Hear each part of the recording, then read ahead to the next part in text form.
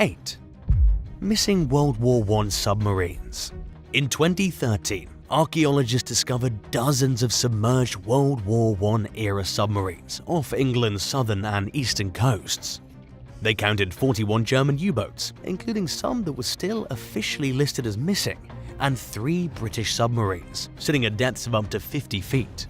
U-boats inflicted heavy damage on British naval fleets during the conflict, but the Germans also took major losses.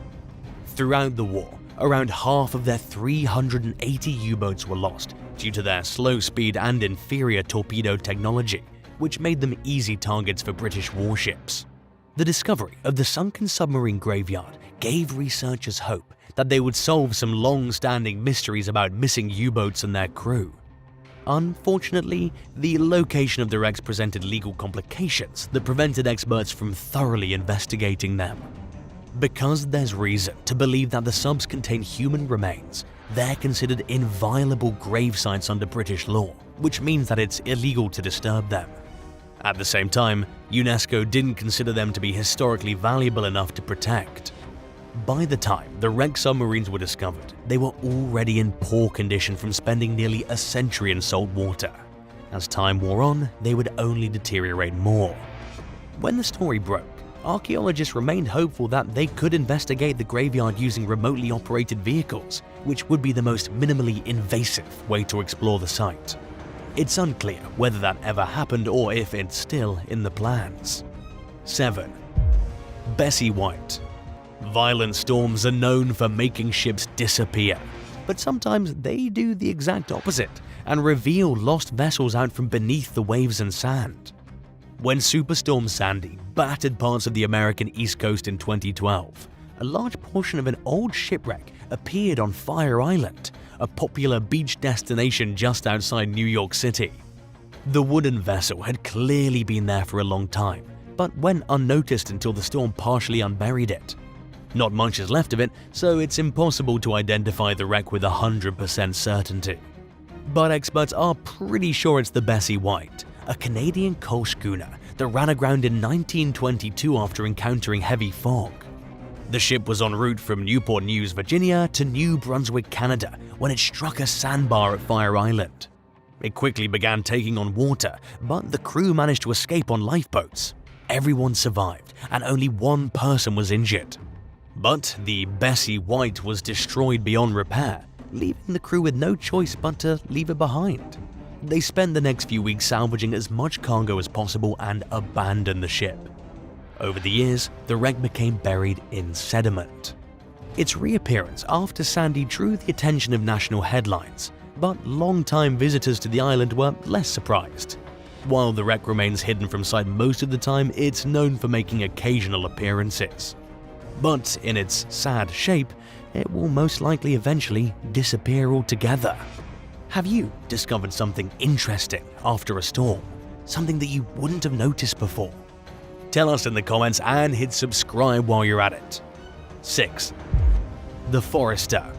Every now and then, unusually low tides expose the remnants of a wooden schooner that's typically hidden beneath the waves along the Radke Martinez regional shoreline outside San Francisco. At first glance, the ruins aren't readily identifiable as a shipwreck, but what looks like a pile of rotten wood from far away becomes recognizable as the crumbling remains of a very old seafaring vessel. It was called the Forester, and it set sail for the first time in 1900.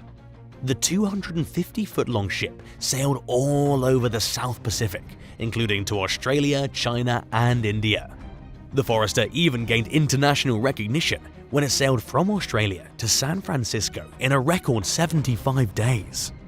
During the schooner's later years, it operated mainly as a lumber ship, hauling timber back and forth between the American Northwest to various countries throughout the Pacific. On a typical run, it carried spruce and fir from Oregon and Washington to warmer destinations, and returned with tropical hardwood, coal, dried coconut meat called black copra, and other merchandise. The Forester was still under the command of its first and only captain, Otto Daywertis, when he decided that it was time to retire the vessel. In 1935, after spending several years living on the ship, Daywertis deliberately grounded it along the Martinez shoreline, where it remains to this day. It was the last intact schooner along the west coast until it caught fire in 1975 and was burned to the waterline, leaving behind the heavily burned and damaged ruins that can still occasionally be seen today. 5. Resurfaced Great Lake relics. Located along Lake Michigan, a 35-mile stretch of coastline known as the Sleeping Bear Dunes National Lakeshore is well known for the shipwreck fragments that frequently appear along the beach. Once in a while, entire wrecks appear. Some of the pieces are washed ashore, while others are exposed by shifting sands. It happens most often during the fall when the summer crowds have cleared and the waves pick up. During the 19th century, the waters off Bear Dunes, known as the Manitou Passages, functioned as a popular shipping corridor, but the area was filled with shoals and sandbars and was dangerous to the ships that passed through it. Wrecks were common, especially during rough storms, when vessels took a beating from waves while also fighting the wind and currents that pushed them into sandbars and shallow waters with rocky bottoms. After running aground and being pounded apart by rough waters, what was left of a ship often became buried and disappeared from sight. Over the years, the wrecks have periodically become visible, only to be reburied or to once again slip beneath the waves. During the fall of 2022, part of an old wooden ship peeked out from the sand. Just days later, it was completely covered by sand and water.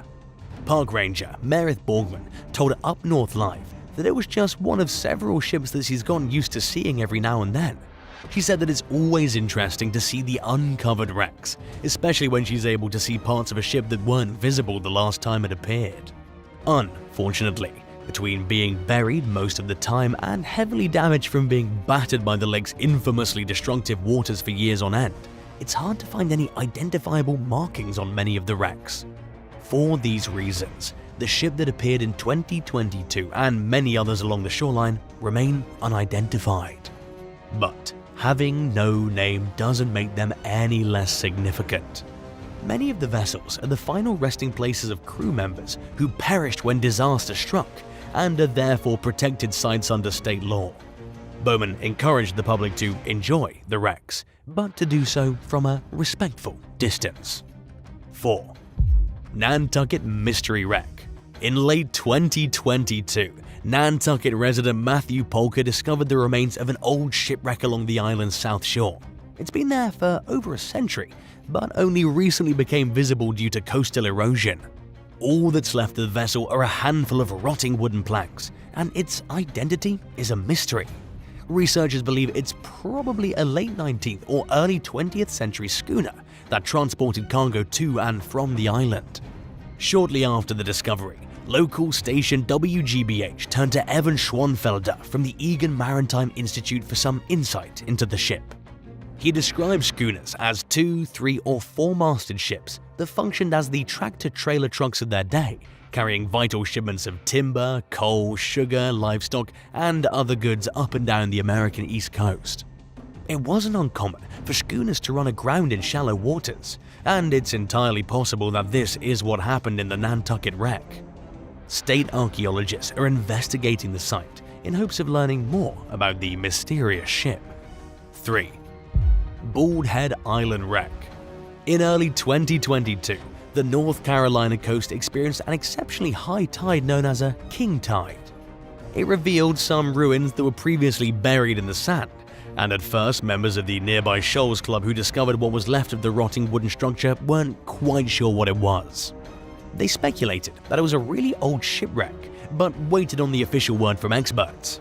In the meantime, they shared photos of the unrecognizable wreck on social media and let the public weigh in on what they thought the ruins were. State archaeologists visited the site and confirmed that the ruins were, in fact, a shipwreck. And as the beach club members also guessed correctly, the ship is very old, most likely dating back to the 19th century.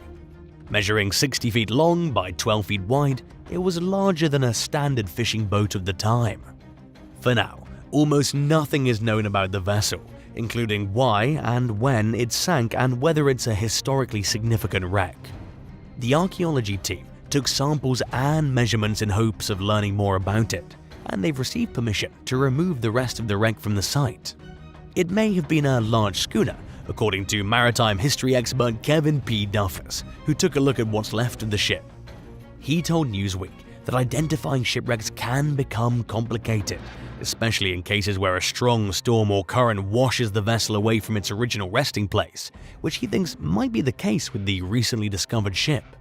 But the lack of details hasn't taken away from the excitement of the unexpected find.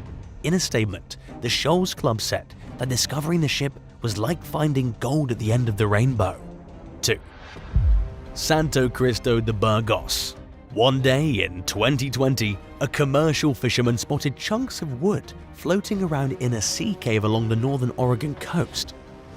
He notified archaeologists who visited the site and initially concluded that the pieces were just driftwood. But they tested some samples just to be sure and were shocked by the findings. The wood was identified as an ancient species called the Anacardiaceae, and it came from a tree that was felled around 1650. These were the first signs the researchers had located the wreck of a Spanish galleon called the Santo Cristo de Burgos, which vanished while sailing from the Philippines to Mexico in 1693 with a cargo of silk, porcelain, and beeswax. The discovery marked the end of a 15-year search for the vessel along the Oregon coast, which began after researchers heard rumors about wood, porcelain, and other debris washing ashore for years with no identifiable source. They were also intrigued by stories of an old shipwreck that disappeared from view during the 1920s, when it became buried in sediment. All signs point towards the pieces of wood belonging to the Santo Cristo de Burgos. As they continued to investigate, archaeologists found more of the wreck. They salvaged what they could for further study in hopes of learning more about the ill-fated ship. For generations, local Native American communities had passed down stories about a huge ship that wrecked in the area centuries earlier.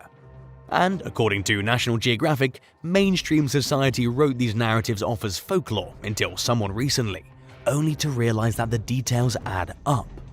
In the words of Siletz tribal official Robert Kenter, the galleon's discovery confirms that his ancestors knew what they were talking about and were speaking the truth. 1. The Emily G. Reed.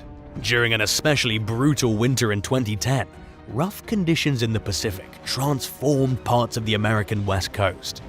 Beaches in the region shrank dramatically as heavy surf battered the shoreline. Some coastal areas lost so much sand that bedrock was exposed. At Rockaway Beach in northern Oregon, where anywhere from 10 to 20 feet of the beach was sucked away by the ocean, a mysterious wooden shipwreck began to appear. It was clearly very old, but a lot of people were surprised to learn that it had been there for quite some time. Known as the Emily G. Reed, the 215-foot vessel was built in New England during the late 19th century. She spent most of her career operating as a cargo ship out of San Francisco and carrying goods to places as far away as South Africa, South America, Europe, Australia, and New Zealand. Toward the end of a voyage from New South Wales, Australia to Portland, Oregon in 1908, some of the ship's navigation equipment malfunctioned, causing the captain to unknowingly sail too close to the shore. By the time he'd realized that it ventured into dangerously shallow waters, it was too late to avoid disaster. The Emily G. Reed ran aground in the middle of the night and snapped in half, but conditions were too rough for the crew to swim to dry land.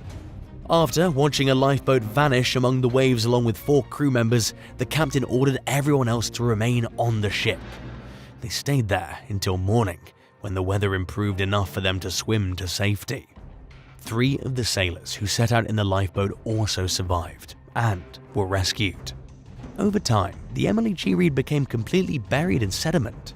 Since then, parts of the ship have resurfaced at least a handful of times. But it hadn't been seen in 35 years when it became visible in 2010, so it was a first-time sight even for many residents. As news of the Emily G. Reed's reappearance spread, authorities reminded the public not to take anything from the wreck, which is legally classified as a protected site. Number 10. Gorilla Revenge.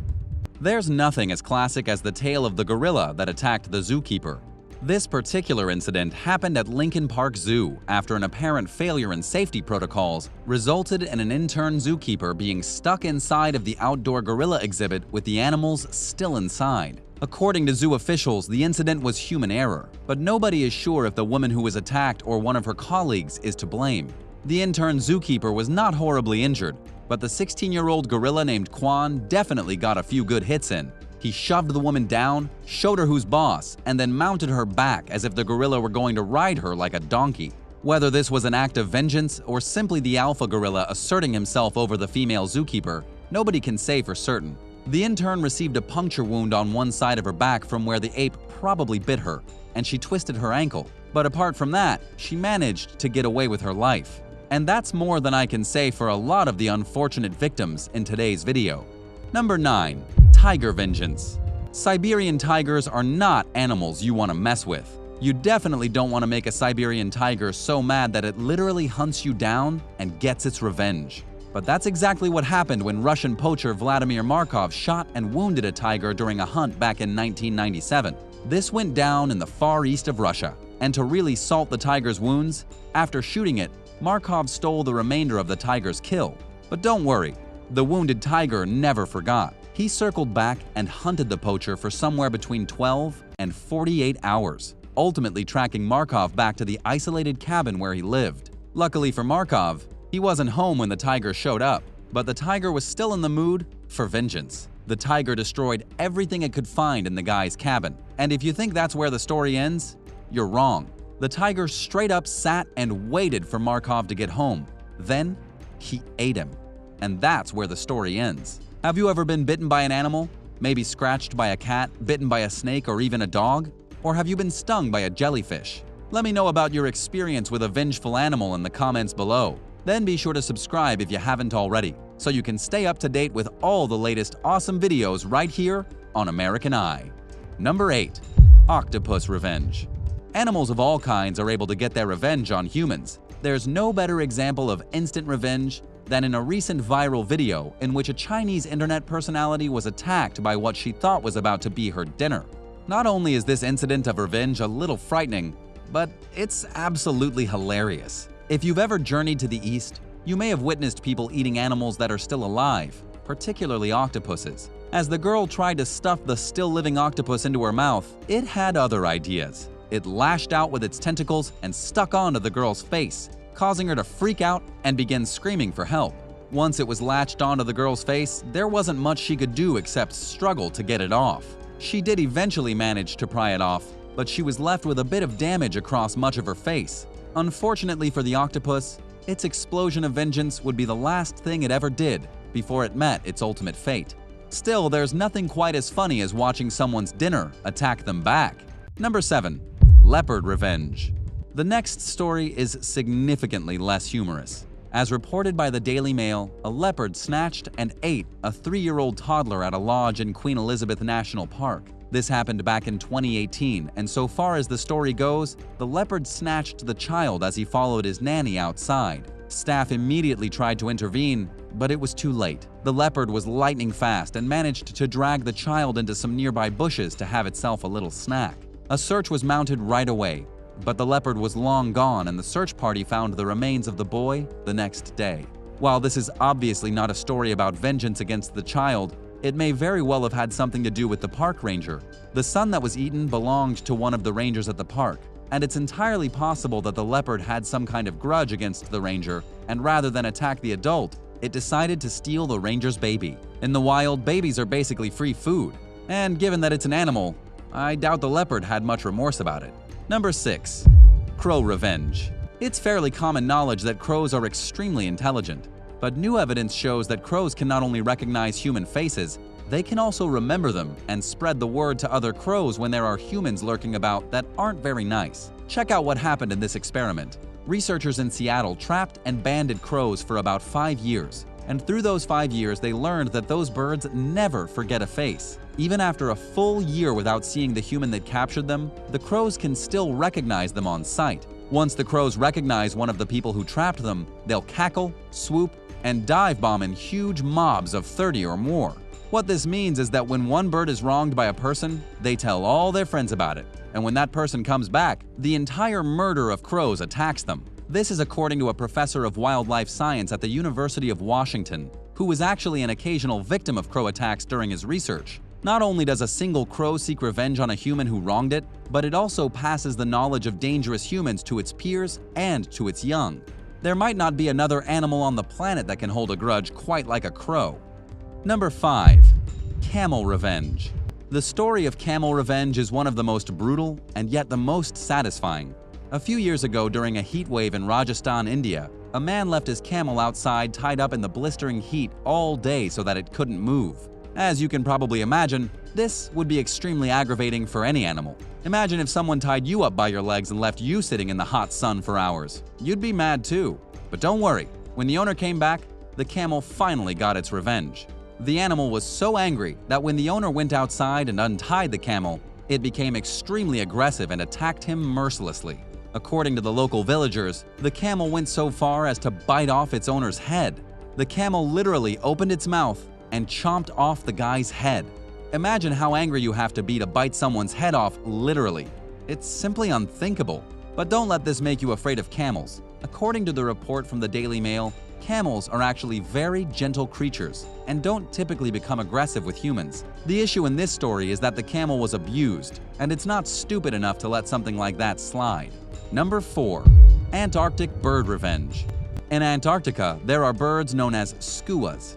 While vastly different from crows, skuas do share one important aspect. They have great memories, and they can remember a face. In a new study published in the journal Animal Cognition, researchers say these Antarctic birds have been caught attacking researchers who had previously come too close to their nest. The scientists who had been victimized by these birds were in Antarctica examining the nests once a week and recording their observations. That's all they were doing. But soon, once they began their weekly observations, the adult skuas appeared in the sky like warbirds. And please, keep in mind that skuas are not crows. These birds have huge wingspans that are over 5 feet, 1.5 meters, and an attack from one can prove fatal.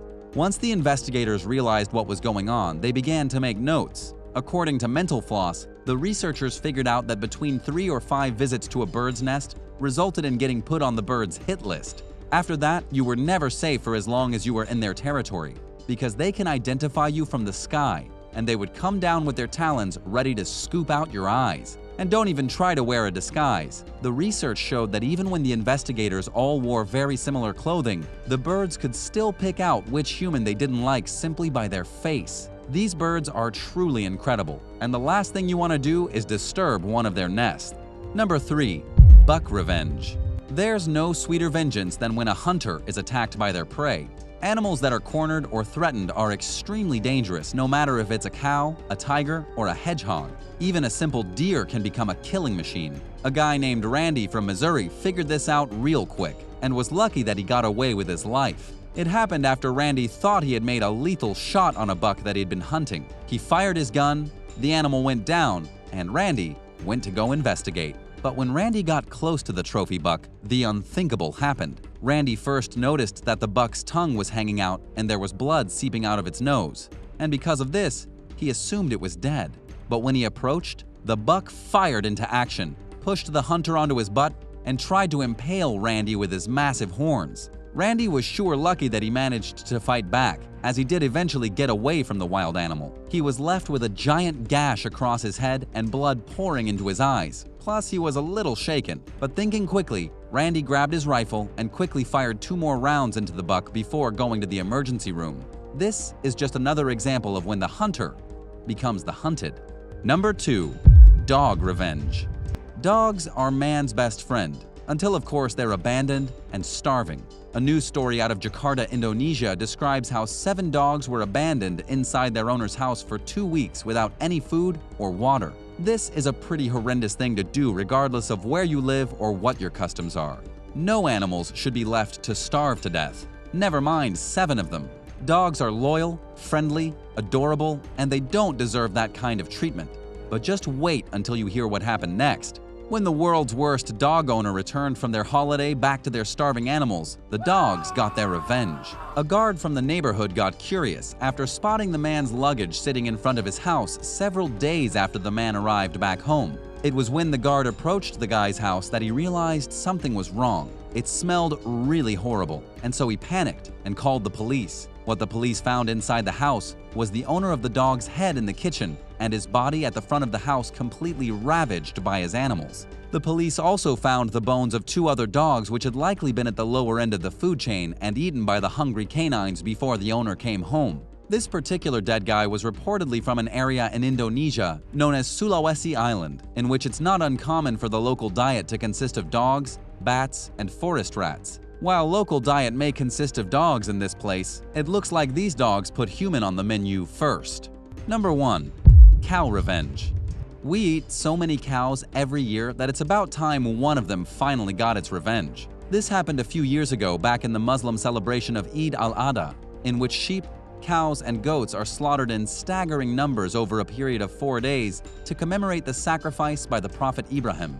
But one guy didn't get to have any fun during the festivities. A Palestinian man was in the middle of trying to slaughter a cow when it got spooked and ended up slaughtering the man instead. Apparently, this actually happens quite a bit because rather than hiring a professional butcher, people who have no idea what they're doing decide to slaughter the animals themselves. In the middle of trying to butcher his cow, this guy was trampled to death. And then the cow ran off, trampling at least 3 more people and seriously injuring them before finally being captured several hours later. As an interesting side note, it was reported that during the same festival, 150 people were hospitalized with knife wounds and other serious injuries from trying to slaughter animals. Say what you want about humans, but I'm afraid that there's an unlimited budget for stupidity among our species. 8. Migrants flee Cuba in stolen helicopter. When the Soviet Union collapsed, it was no longer able to give Cuba the generous economic assistance the country had grown reliant on. Cuba then plunged into a severe financial crisis called the Special Period, which started in 1991 and lasted for almost an entire decade. Things that were once readily available, including food and crude oil, were suddenly scarce and hard to come by, triggering an energy crisis and widespread malnourishment among citizens. During the first 3 years of the Special Period, tens of thousands of Cuban refugees sought asylum in the States. Most came by sea, but in 1992, one group arrived in a stolen Mi-8 helicopter. The pilot, a former Cuban Air Force lieutenant named German Pompa, took the chopper from the country's tourism sector with the help of 2 other defectors. They flew to a field where 31 relatives crammed onto the Mi-8 with their luggage, despite its carrying capacity of just 21 people. Pompa flew the helicopter at a low altitude to avoid getting detected by Cuban radar. Toward the end of the 80-minute journey, the American military saw the chopper and dispatched an aircraft to intercept it. After deeming that the helicopter was not a threat, the aircraft escorted it to Ta Miami Airport outside Miami, where the migrants were greeted by waiting family members who'd already made it to the US. The migrants were taken to an immigration processing center and were soon released under a federal law that grants special residency to refugees. 7. The largest helicopter ever built. In 1959, the Soviet Union conducted design studies for a massive helicopter capable of lifting 22 to 28 tons.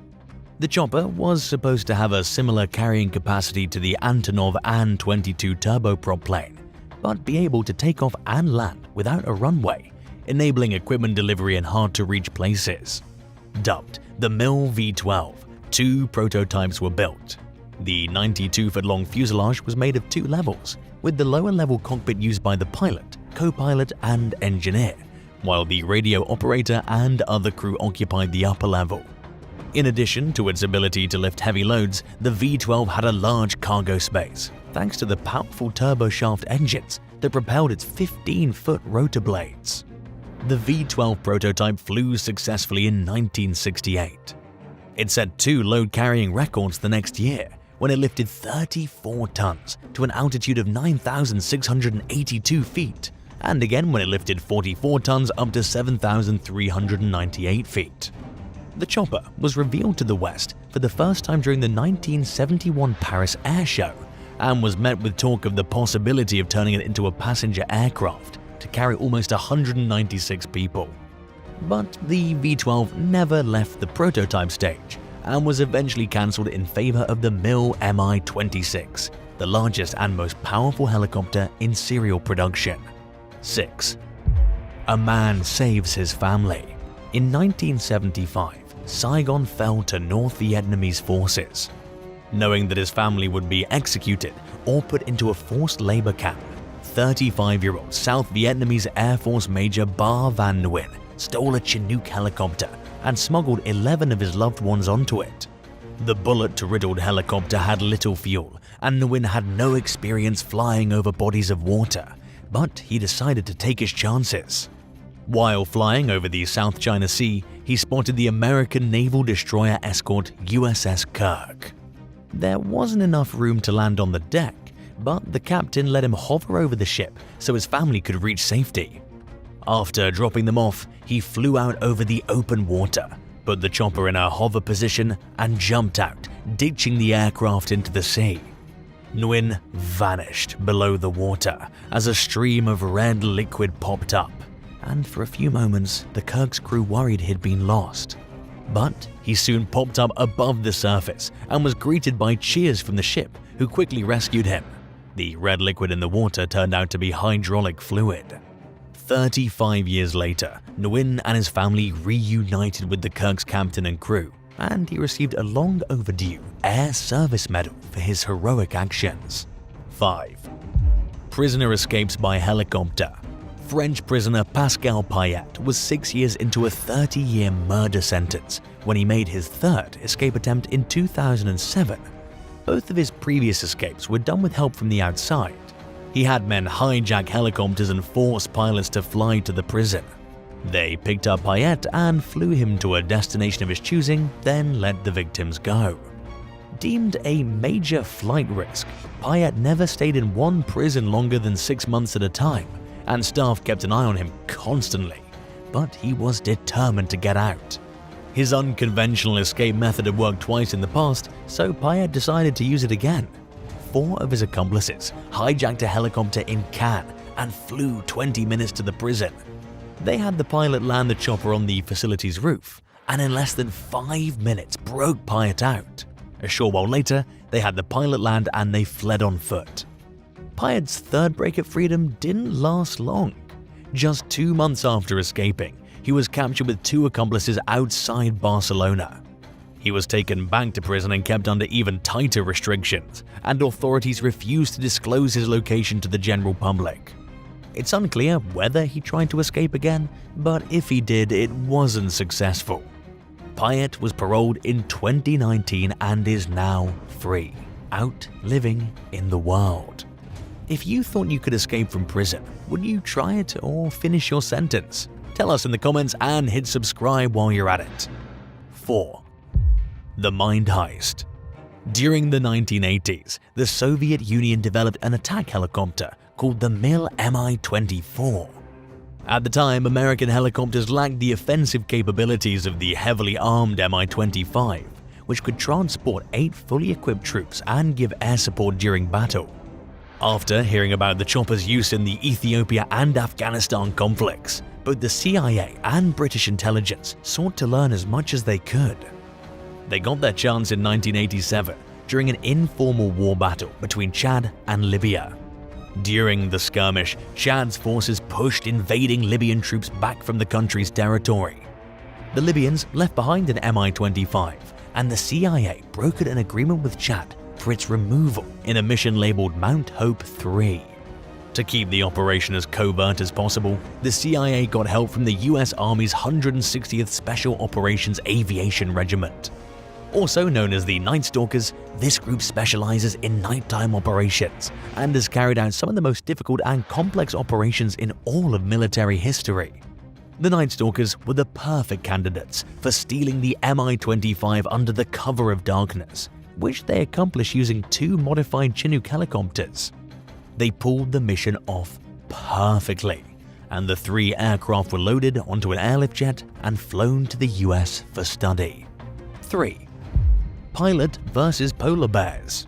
Russian sociologist, journalist and adventurer Sergei Ananov was halfway through a helicopter flight from Canada to Greenland in 2015 when he had sudden mechanical issues. His rotor blades lost half their power and he started descending rapidly. Ananov knew he couldn't save the flight and that his attempt to become the first person to circumnavigate the globe in a helicopter weighing less than a ton was about to end. He knew he was in serious danger as he came closer and closer to the freezing cold water below.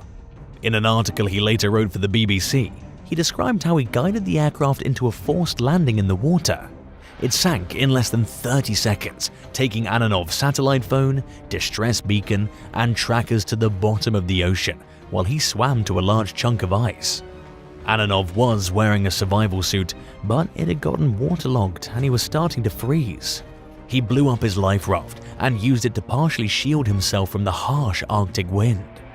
The conditions were so dire that it became exhausting for Ananov to get up and move.